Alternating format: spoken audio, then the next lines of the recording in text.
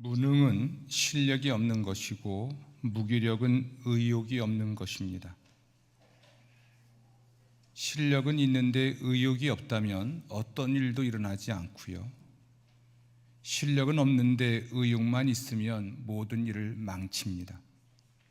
기왕이면 실력도 있고 의욕이 있으면 다 잘 되겠죠. 예수님께서는 승천하시면서 제자들에게 성령이 오실 것인데 그러면 권능을 받을 것이라 말씀하셨습니다. 이 말씀이 좀 이례적입니다. 왜냐하면 예수님 제자들은 예수님과 함께 3년을 훈련받았기 때문이죠. 예수님께로부터 말씀을 직접 들었고 때론 실습을 통해서 하나님의 능력을 행하기도 했습니다. 하지만 그들이 아무것도 할 수 없다는 것을 아셨고 그들에게 위로부터 능력을 입어야 할 것과 그러므로 성령이 오실 것을 말씀하셨습니다. 3년간 훈련을 받았으니까 기본적인 실력이 있었을까요? 하지만 그들에게는 의욕도 없었고 엄밀한 의미에서는 참된 실력도 없었습니다.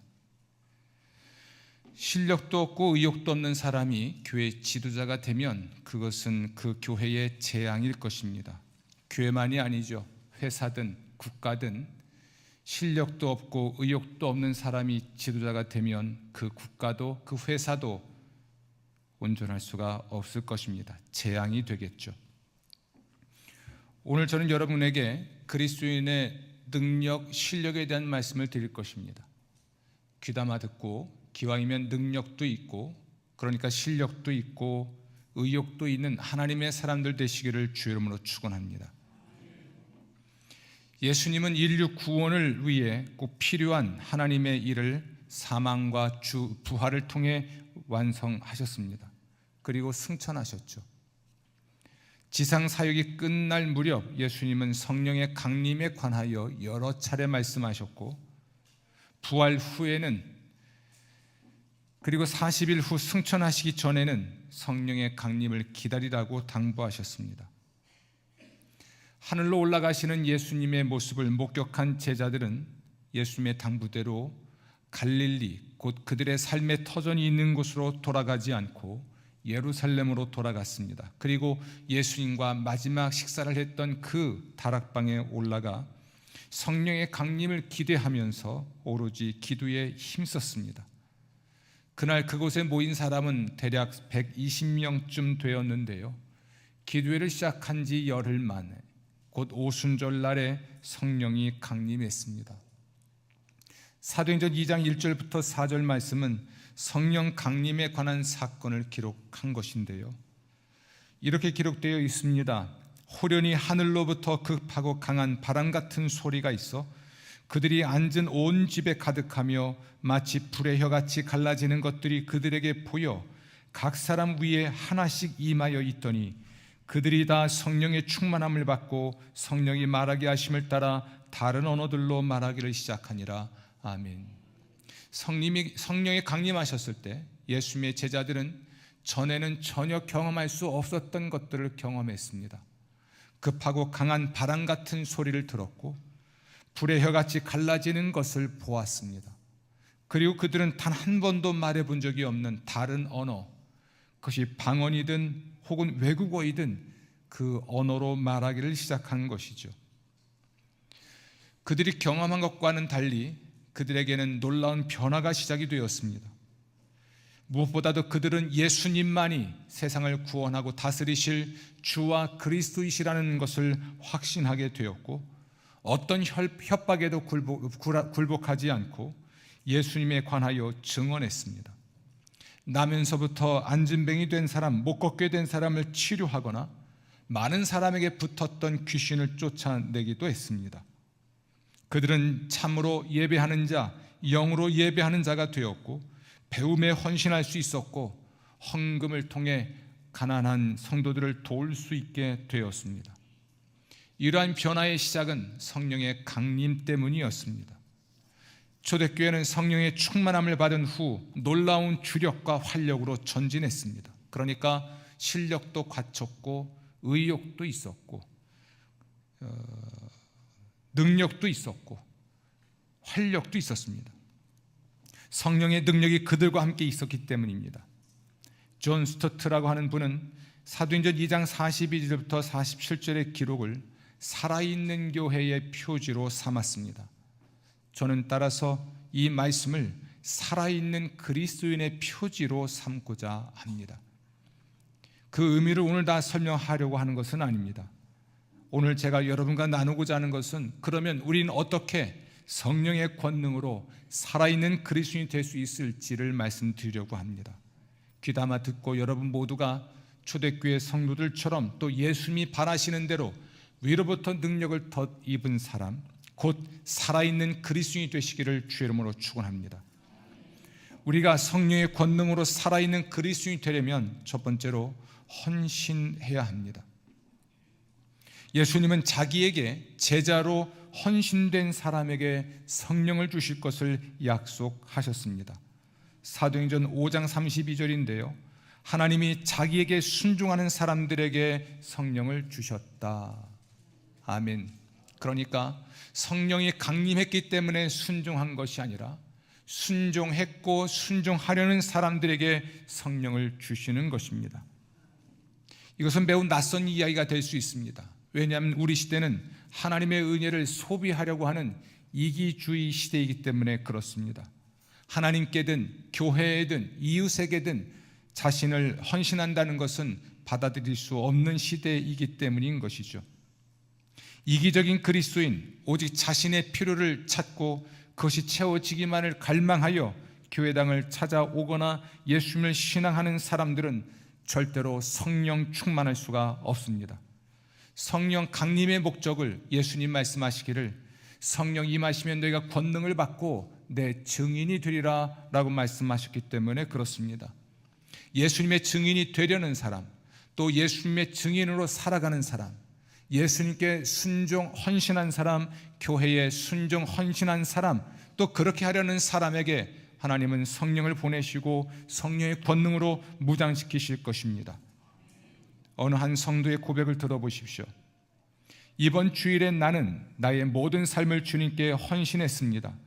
그리고 모든 일에 대하여 하나님을 찬양했고 주님이 나를 위해 계획하신 모든 것을 내가 받아들이며 주님께 감사했습니다. 나는 갑자기 성령 충만해졌습니다. 그리고 그때부터 나의 삶은 전적으로 변화되었습니다. 우리는 어떻게 성령의 권능으로 살아있는 그리스도인이 될 수 있을까? 두 번째는 성결해야 합니다. 삼위일체의 제3위가 성령이십니다. 삼위일체 하나님은 거룩하십니다. 그러므로 거룩하신 하나님은 거룩한 그릇에 담기는 물과도 같습니다. 거룩하지 않은 사람에게 성령이 강림하시지 않는다는 것입니다.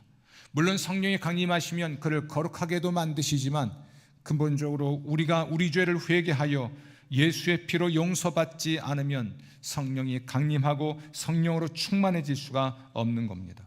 성경에 의하면 죄는 하나님과 우리의 사이를 내고 하늘을 놋처럼 굳어지게 만들어서 하늘에서 어떤 은혜와 복도 내리지 못하게 한다라고 말합니다. 성령의 강림은 그러므로 죄를 회개한 사람, 예수 믿는 믿음으로, 오직 예수 믿는 믿음으로 죄를 용서받은 사람에게 성령이 임할 것입니다. 베드로는 그러면 우리는 어떻게 해야 하는가라는 질문으로 반문하는 사람들에게 회개하고 복음을 믿으라, 그러면 성령의 선물을 받을 것이라 말했습니다. 그렇습니다. 회개하고 예수를 믿는 믿음을 가질 때 성령의 강림을 경험하고 능력 있는 그리스도인, 살아있는 그리스도인이 될 수가 있습니다. 그 성령이 강림하면 그의 모든 죄를 정결케 하실 뿐 아니라 예수의 권능으로, 예수의 이름으로 세상을 변화시키는 하나님의 사람이 될 수가 있습니다. 우리는 어떻게 성령의 권능으로 살아있는 그리스도인이 될 수 있을까? 세 번째로는 심령으로 가난해야 합니다. 예수님 말씀하십니다. 심령이 가난한 자는 복이 있나니 천국이 저희 것임이요. 우리를 영적으로 무능하게 만드는 문제는 자기 만족입니다. 예수님은 이렇게 말씀하셨죠. 누구든지 목마르거든 내게로 와서 마시라. 그러면 성령을 받게 될 것이다. 아멘. 누구든지 목마르거든 내게로 와서 마셔라. 아멘. 그러니까 예수님은 목말라서 예수님께로 온 사람에게 성령을 보내시고 성령 강림을 통해 그의 심령을 시원하게 해 주실 것입니다. 이에 관하여 예수님은 다음과 같이 말씀하셨습니다. 한 사람이 밤중에 친구 집 문을 두드렸습니다. 그리고 먹을 것을 달라고 요구했죠. 처음에는 친구가 귀찮게 여기면서 그 청을 거절했지만 그가 너무나 끈질기게 부탁했던 까닭에 친구는 잠자리에 일어나 그 사람의 청을 들어주었습니다. 예수님은 대조법을 사용해서 우리를 가르치십니다. 한밤에 심술이 난 사람도 친구의 청을 들어주는데 하물며 우리의 하늘아버지께서 우리의 기도를 들어주시지 않겠는가? 더욱이 우리가 다른 것도 아니고 성령을 구하는데, 그렇습니다. 하나님은 분명히 우리에게 성령을 보내실 것입니다. 예수님이 제자들에게 위로부터 능력을 덧입을 것이라는 것은 그렇게 되지 않을 수도 있다는 것이 아니라 반드시 그렇게 될 것이라는 이야기입니다. 그러나 우리가 책임져야 할 일이 있습니다. 예수님의 제자들이 그들의 삶의 터전이 있는 갈릴리로 가지 않고 예루살렘으로 가야만 했고, 다른 일이 아니라 다락방에 모여서 성령 강림을 기대하며 기도하는 책임을 다했을 때 하나님의 때에 성령이 강림하셨듯이 우리 또한 책임져야 할 일이 있는 겁니다. 그 중에 제일 중요한 것은 성령의 능력을 실제로 원해야 한다는 겁니다. 우리가 그리스도를 영화롭게 하고 다른 사람을 섬기기 위해 하나님의 은사를 사용하기를 원해야 한다는 겁니다. 우리가 이러한 지점에 도달하기 전에 우리는 먼저 우리의 영적 교만과 자기 만족을 벗어야 합니다. 육체적으로 배고픔을 느끼지 못한다면 그건 병들었다는 신호입니다. 지금은 음식 냄새가 올라올 수도 있습니다. 오늘 성령 강림절 만찬의 날이거든요. 게다가 지금 시간이면 배고플 시간인데 저는 무지하게 배가 고픕니다. 제가 건강하다는 증거겠죠. 음식 냄새가 스멀스멀 올라와도 배고픔을 못 느끼면 병들었다는 신호입니다. 마찬가지로 만약에 우리가 하나님에 대하여 배고픔을 느끼지 못한다면, 성령의 강림과 성령의 은혜에 대한 목마름이 없다면 우리의 영적 건강에 무엇인가 잘못된 것입니다. 그때에는 하나님 우리 마음에 자기 만족이라는 두꺼운 껍질을 깨트리도록 우리가 기도해야 할 것입니다. 심령이 가난한 자가 되시기를 주의 이름으로 축원합니다. 그리고 주님께 나아가 나를 채워달라고 간청하시기를 주의 이름으로 축원합니다. 그러하면 하나님의 때에 하나님께서 성령을 보내시고 성령으로 충만하게 하실 줄로 믿습니다. 마지막으로 우리가 성령의 권능으로 살아있는 그리스도인이 되기 위해서는 신앙, 곧 믿음이 필요합니다. 우리를 영적으로 무능하게 만드는 가장 보편적인 방해물은 불신앙입니다. 하나님이 우리 삶에서 무엇인가 새 일을 하실 것을 믿지 않는 것이죠. 우리 안에서, 우리를 통해서, 우리와 함께, 때로는 우리를 위하여 하나님이 어떤 새로운 일을 하실 것을 우리가 믿지 않으면 우리에게는 어떤 일도 일어나지 않습니다. 따라합시다. 내가 믿지 않으면 어떤 일도 내게 일어나지 않는다. 우리는 과거에 하나님이 우리에게 무엇인가 하시기를 기도한 적이 있었습니다. 아주 여러 번 있었습니다. 하지만 어떤 일도 일어나지 않았었을 수도 있습니다. 그래서 우리는 하나님이 더 이상 나에게, 내 안에서 나를 위해, 나와 함께 나를 통해 어떤 것도 하시지 않을 것이라고 생각할 수 있으나 절대 그렇지 않습니다. 하나님은 지금도 여러분 안에서 일하기 원하시고, 여러분과 함께 일하기 원하시고, 여러분을 통해 일하기 원하시고, 심지어 여러분을 위해 일하기 원하십니다. 예수님은 이렇게 말씀하셔서 우리 믿음의 용기를 불어넣어 주셨습니다. 누가복음 11장 9절부터 10절인데요. 구하라 그러면 너희에게 주실 것이요, 찾으라 그러면 찾아낼 것이요, 문을 두드리라 그러면 너희에게 열릴 것이니 구하는 이마다 받을 것이요, 찾는 이는 찾아낼 것이요, 두드리는 이에게는 열릴 것이니라. 아멘. 비록 표현은 다르지만 예수님은 다음과 같은 사실을 6번이나 반복했습니다. 이루어질 것이다. 그리고 예수님이 그 이야기를 마무리하면서 이렇게 말씀하십니다. 너희가 악할지라도 좋은 것을 자식에게 줄 알거든 하물며 너희 하늘아버지께서 구하는 자에게 성령을 주시지 않겠느냐. 아멘. 그러면 이렇게 되겠죠. 아버지는 성령을 반드시 주실 것입니다. 우리가 믿고 구하면 반드시 성령을 주실 것입니다. 우리는 성령의 권능을 받게 될 것입니다. 살아있는 그리스도인이 될 것입니다. 활력도 있으나 능력도 있고, 능력도 있으나 활력도 있고, 실력도 있으나 또한 실제적인 의욕도 있는 참된 그리스도인이 되고 세상의 변혁자가 될 줄로 믿습니다. 가장 중요한 것, 그것은 이러한 하나님의 약속에 대한 신뢰입니다. 우리의 감정이 아닙니다. 우리의 경험도 아닙니다. 과거에 내가 성령을 받았던 방식도 아닙니다. 하나님은 언제든지 다양한 방식으로 내가 전혀 상상할 수 없고 생각할 수 없는 방식으로 또다시 성령으로 충만케 하실 것이기 때문입니다. 중요한 건 하나님의 약속에 대한 신뢰, 그 약속이 나의 것, 우리의 것임을 주장하는 용기, 그 약속이 현재 진리인 것에 대하여 하나님을 찬양하는 것입니다. 그리고 그 약속이 하나님의 때에 하나님의 방법으로 성취되도록 우리가 준비하는 것입니다. 아멘. 그래서 예수님께서 이렇게 말씀하십니다. 너희 중에 아버지 된 자로서 누가 아들이 생선을 달라 하는데 생선 대신에 뱀을 주며 알을 달라 하는데 전갈을 주겠느냐.